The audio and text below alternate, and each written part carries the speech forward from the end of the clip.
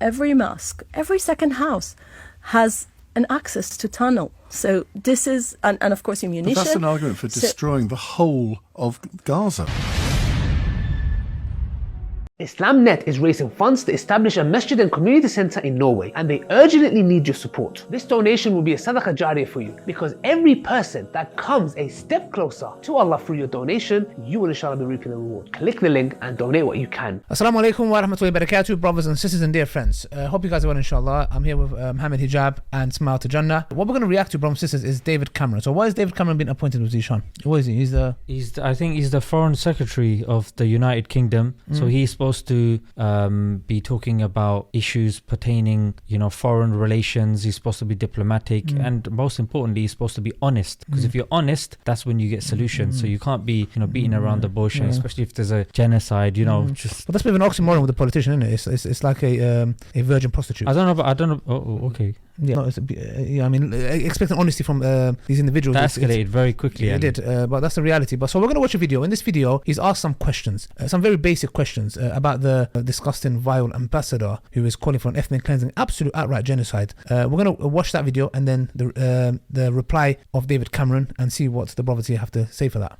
Foreign Secretary, what assessment have you made of the Israeli ambassador's claim? She said that in a television interview. Every mosque, every second house has an access to tunnel. So this is, and of course ammunition. But that's an argument for destroying the whole of Gaza. Do you have another solution? So in your opinion, was she freelancing when she was speaking to that television interviewer, or was she speaking for the Israeli government? I don't know. I would hope that is not the position of the Israeli government, because it's the wrong position. I mean, you heard that for yourself, guys.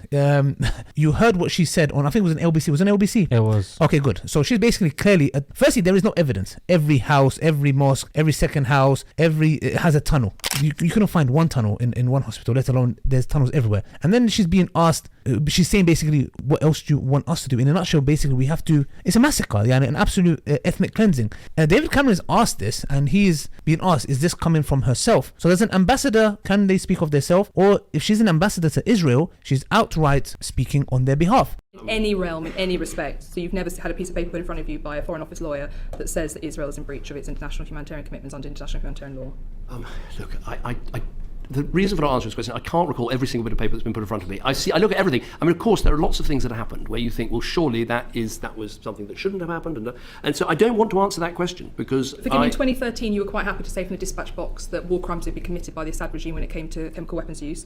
And 2 years later, you were happy to say that Hamas had committed a war crime when they shot rockets into Israel.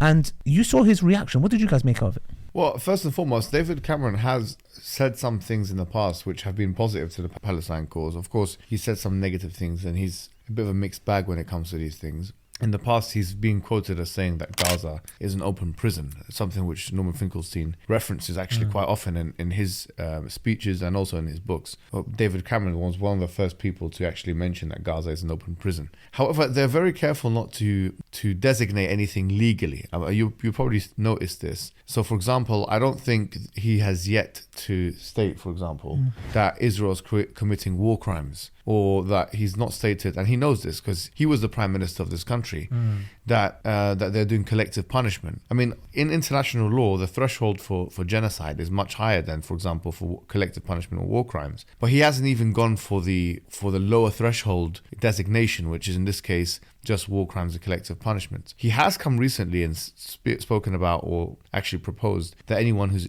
building illegal settlements from in the West Bank, in Israel, or Israeli person in the West Bank doing illegal settlements will not be allowed in the UK, which was met with some level of congratulation, if you like, from the Muslim community and other pro-Palestine activists, as well as, I would say, a large swathe of the British population.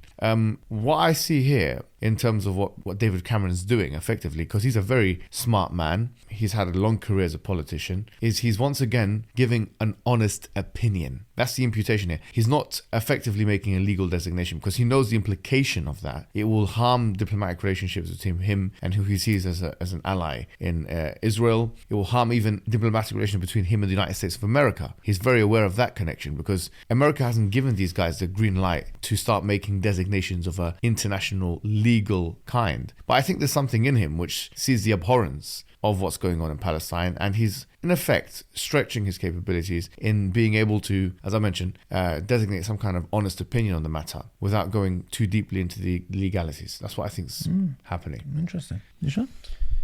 Yeah, I wouldn't give him too much credit, to be honest. I mean, someone in his position, unless you're just neutral, you're just there, you're grey, you're just there to just be a part of the system, not to really bring about anything of meaningful change, then he's pretty much doing the right thing. But when we're actually looking at what they're in effect trying to do, which is the cause for genocide is just ridiculous. It's a quote after quote after quote, which is just compounding, and these are people that are making decisions. You've got the foreign, you've got the UK ambassador, you've got the Israel finance minister, you've got the Israeli heritage minister saying abhorrent things, calling for literally the wiping out of all of Gaza and all of Gazans. כי אני חושב שאת הכפר חווארה צריך למחוק. אני חושב שמדינת ישראל צריכה לעשות את זה.